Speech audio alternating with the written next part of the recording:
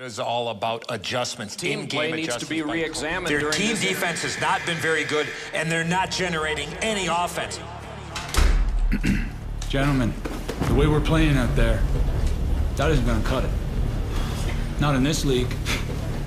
Not in any league. All that matters is what we do with these next 20 minutes.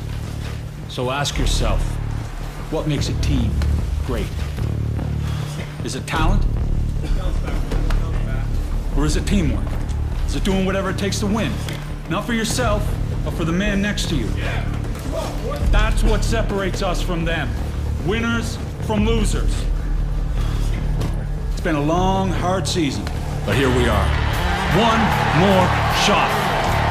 Play the next 20 minutes for each other and leave the ice as champions.